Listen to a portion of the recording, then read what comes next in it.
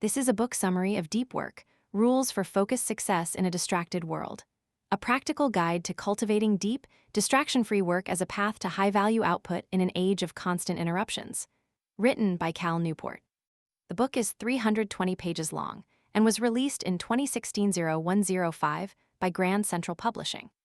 Chapter 1 argues that deep work is essential in the current economy, which Brynjolfsson, McAfee, and Cohen describe as a great restructuring driven by digital technology that creates a bimodal labor market.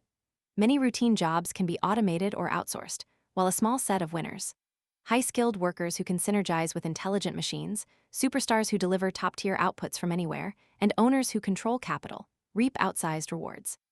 It cites Nate Silver, David Heinemeier Hansson, and John Doerr as examples of this shift and uses them to illustrate the macro trends. The core claim is that two abilities, quickly mastering hard things and producing at an elite level, are crucial for joining these winners, and both depend on deep work. Deep work accelerates learning through deliberate practice and intense concentration, and elevates production, as shown by Adam Grant's batching, attention residue research by Sophie Leary, and the concept of myelin that hard, focused practice builds. The chapter also discusses Jack Dorsey as a counterexample of high output without deep work, while noting that such cases are context-specific and that in most fields depth remains the optimal path to high-quality, high-quantity results. Practices like Scrum are mentioned as ways to structure work to minimize interruptions and sustain deep focus. The chapter argues that deep work is increasingly valuable in a shifting economy, but paradoxically rare because dominant business trends promote distraction.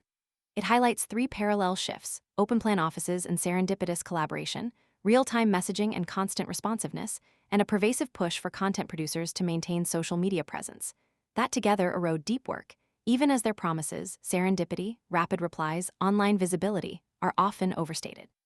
Concrete illustrations include Facebook's 3,000-employee open floor plan, Jack Dorsey's shared desks for Square, IBM's 2.5 million daily IMs, Hall's real-time collaboration, and the NYT Newsroom's 800-plus Twitter accounts, plus experiments and anecdotes about distractions, costs from the secret life of office buildings, and journalist figures like Alyssa Rubin.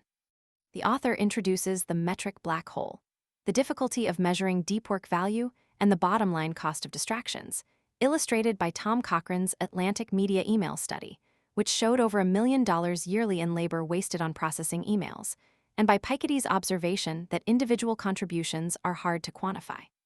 He also explains the principle of least resistance. Connectivity is easier and thus persists, as shown by Leslie Perlow's experiments at Boston Consulting Group, where a 1-day-per-week break from connectivity improved focus, learning, and client outcomes, despite initial resistance. The chapter also notes the busyness as proxy for productivity mindset, with examples like Feynman's deliberate avoidance of administration and Yahoo's mayor insisting employees be visibly busy, arguing that without clear metrics, people revert to modern, visible busyness to signal value. Finally, it critiques the cult of the internet.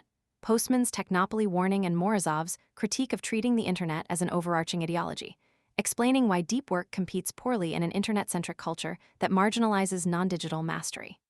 The overarching conclusion is that, despite its rarity and the opacity of its benefits, deep work remains highly valuable and, with deliberate effort, producible even amid these trends. Chapter 3 argues that deep work is meaningful and essential in the knowledge economy, using Rick Furrer, a Wisconsin blacksmith who forges Viking swords by hand, as a vivid exemplar.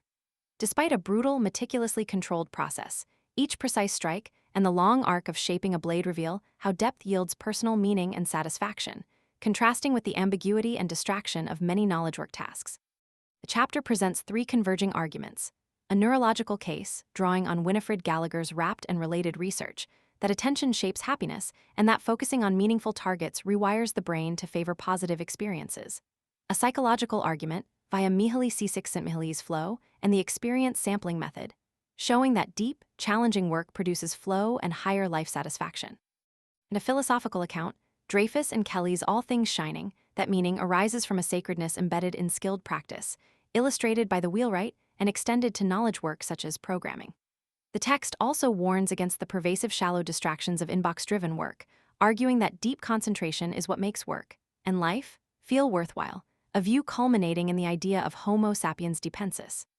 Rule 1 argues that deep work is valuable but difficult to sustain in distracted modern environments, using the eudaimonia machine as a provocative architectural example. A 5-room, single-path building, gallery, salon, library, office, and deep work chambers, designed to foster deep work by curbing shortcuts and fostering a culture of focused production.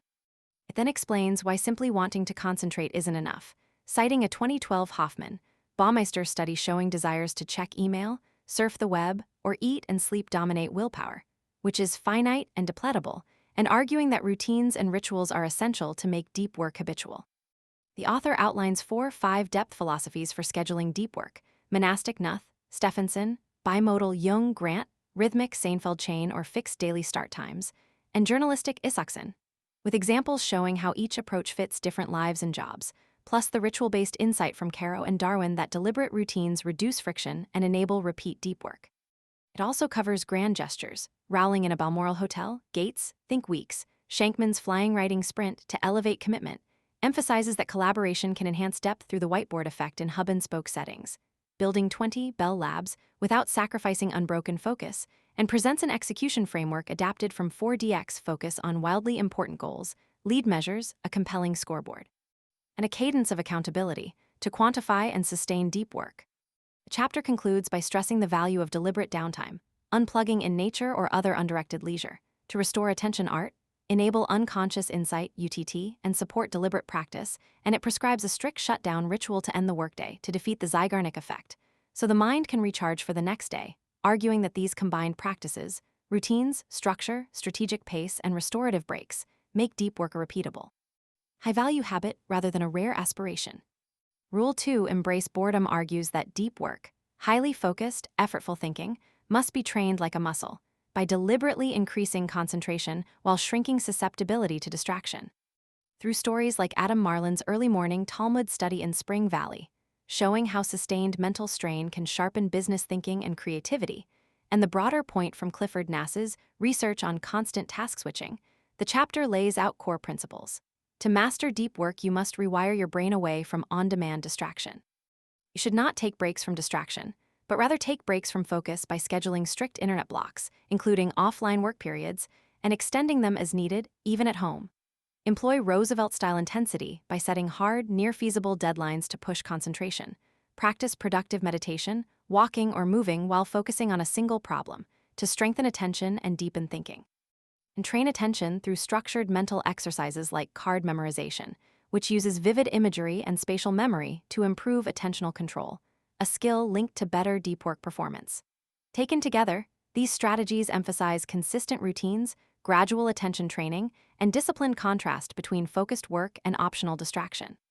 Rule 3 argues that the default, uncurated use of network tools like Facebook, Twitter, and infotainment sites fragments our time and hinders deep work, urging instead a middle ground approach. Don't quit the internet, but curate its use with a craftsman's mindset. It opens with Baritone Thurston's 25-day internet sabbatical to show how disconnecting can reduce stress and reframe life, then condemns the any-benefit mindset that justifies tool use by isolated positives while ignoring negatives. The core idea is to treat tools as subordinate to your highest goals through 3 guiding strategies. 1. Apply the law of the vital few by focusing on the 2-3 activities that truly drive your personal and professional goals and dropping tools that don't meaningfully support them.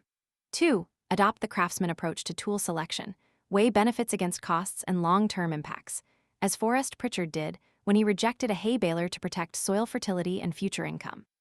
And 3. Use the packing party 30-day ban tactic for social media, as Ryan Nicodemus did, to test whether you miss the service and decide whether to quit permanently.